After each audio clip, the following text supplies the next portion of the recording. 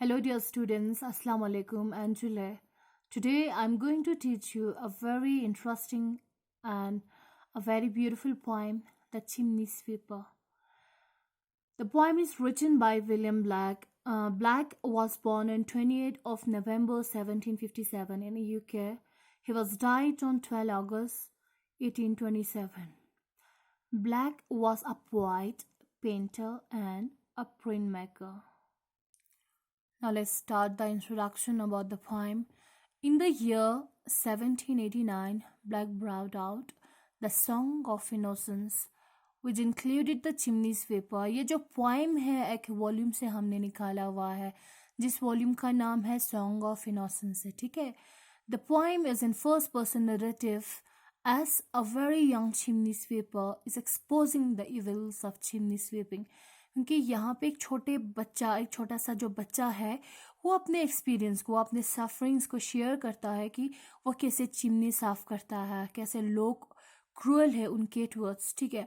It is set against the dark background of child labour that was prominent in England in 18th and 19th century. Blake ने उस time पे ये poem लिखा है जब child labour एक common हो गया था, कॉमन सा चीज़ हो गया था. हर जगह पे लोग बच्चों को काम पे रखते थे 18th-19th सेंचुरी में इंग्लैंड में. तब लोगों को अवेयर करने के लिए, लोगों को अलर्ट करने के लिए ब्लैक ने ये पोएम लिखा था. Now let's start the poem. When my mother died I was very young and my father sold me while my tongue could scarcely cry. Weep, weep, weep. So your chimney I sweep and in soot I sleep. तो इसको मैंने बहुत simple way से explain किया हुआ है कि the poem opens with the speaker telling us that his mother died when he was very young. ये बच्चा अपना स्टोरी बताता है कि ये जब बहुत ही ज़्यादा छोटा था तो उसका माँ जो है वो एक्सपायर हो जाता है. His father sold him before he could even really speak. तो उसके बाप ने उस टाइम पे उसको बेच दिया जब वो बहुत छोटा था, इतना छोटा था कि वो बात भी नहीं कर पाता था. क्योंकि गाइस चिमनी इतना बड़ा नहीं होता कि वहाँ पे कोई अडल्ट जाके साफ करे, वहाँ पे छोटे बच्चे ही घुस के साफ कर सकते थे. तो इसलिए लोग प्रेफरेंस देते थे, बच्चों को काम पे रखते थे. The expression my tongue could is a poetic way of saying before I could even cry.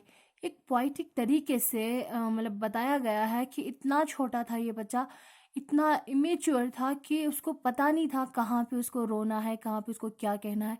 इतना ज़्यादा वो छोटा था जब उसके बाप ने उसको बेच दिया. There's little Tom Dacre who cried when his head, that girl like a lamb's back, was shaved. So I said, "Has Tom, I never minded, for when your head is bare, you know that the soot cannot spoil your white hair." So, according to the speaker, his fellow sweeper Tom Dacre, who cried when his head was shaved, which was curled like a lamb's back.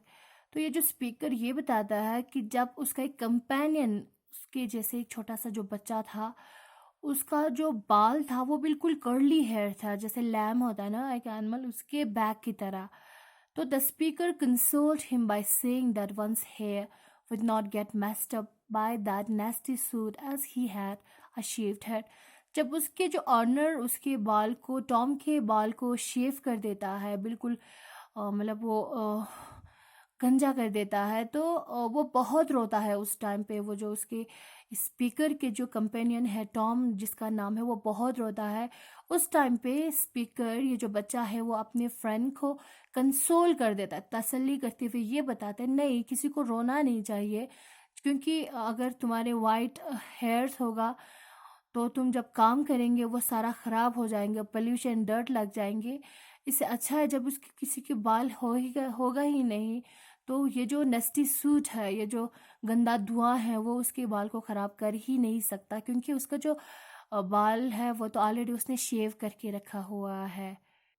And so he was quiet, and that very night, as Tom was sleeping, he had such a sight that thousands of sweepers, Tom, Dick, Fred, and Jack, were all of them locked up in coffins of black. That night, after the speaker consoled Tom, he had a strange dream.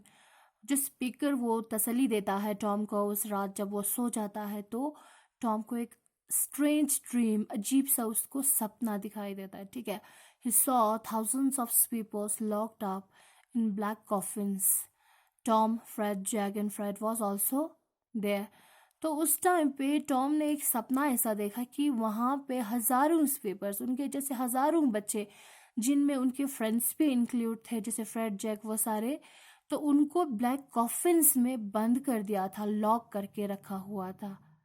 And by came an angel who had a bright key, and he opened the coffins and set them all free. Then down a green plant, leaping and laughing, they ran and washed in a river and shine in the sun. Now an angel appeared with a bright key and let all the sweepers go free. ये जो सपना देख रहा है ना Tom तो जब वो सारे बंद होते हैं तो अचानक से एक एंजल आ जाता है जिसके हाथ में क्या होता है एक ब्राइट की होता है. ठीक है. चमचमाती हुई चाबी होता है. वो आके सारों का लॉक खोल देता है. सारे स्वीपर्स के जो जो सारे कॉफिन्स पे बंद थे उनका लॉक खोल के सारों को फ्री कर देता है. ठीक है. After the sweepers were set free, they ran through a green field and washed themselves in a river, come out clean and white in the sun. तो जब वो लोग को फ्री कर देता है आज़ाद कर देता है वो सारे बच्चे हंसते खेलते हुए वो मतलब ग्रीन फील्ड से गुजरते हुए एक दरिया पे पहुंच जाता है एक रिवर में जहाँ पे वो अपने आप को धोता है वॉश कर लेता है वहाँ पे नहाता है और बिल्कुल खूबसूरत होके वहाँ से निकलता है बिल्कुल बिना किसी डर्ट के बिना किसी गंदगी के पोल्यूशन के वो बिल्कुल चमचमाते हुए वो निकल जाता है वहाँ से. ठीक है. The necked white, all their bags left behind. They rise upon clouds and upon in the wind. And the angel told Tom if he would be a good boy, he would have God for his father and never want joy. The chimney sweepers were naked and flying on the clouds in the winds. वहाँ पे ये जो बच्चे हैं it doesn't mean कि they are flying in the clouds, not at all. वो लोग उछलते हुए कूदते हुए वो बिल्कुल आज़ाद वो लोग यहाँ से घूम रहे हैं. ठीक है. दे आर बर्डन फ्री क्योंकि एक बोझ था वो बिल्कुल हल्का हो गया था. ठीक है. Those bags were left behind. जो बेग्स हमेशा उनके साथ होता था जिनमें वो चिमनी स्वीपिंग के टूल्स होते जैसे ब्रूम होगा वो सारी चीज़ें उनके पास अब वो बेग भी नहीं था. Then Tom had a conversation with the angel who told him. तो सपने में फिर ऐसे होते हुए टॉम उस एंजल से जिसके हाथ में एक ब्राइट की था जिसने उनको आज़ाद किया था उसके साथ एक कन्वर्सेशन के साथ बात होता है टॉम का. तो टॉम को वो जो एंजल वो ये बताते हैं that if he were good God would be his father and would never lack joy. तो टॉम को वो ये समझाता है अगर वो एक अच्छा इंसान बना ऑनेस्ट इंसान बना एक अच्छे बच्चे की तरह वो बैठा तो जो गॉड है वो वही उसी का फादर है वही उसका फादर है और कभी वो लैक नहीं करेगा हर जगह पे उसको जॉय मिलेगा. ठीक है. क्योंकि गॉड उसके साथ है. And so Tom awoke and rose in the dark, and God fit our bag and our burden to walk. Though the morning was cold, Tom was happy and warm, so they all do their duty, they need not fear harm.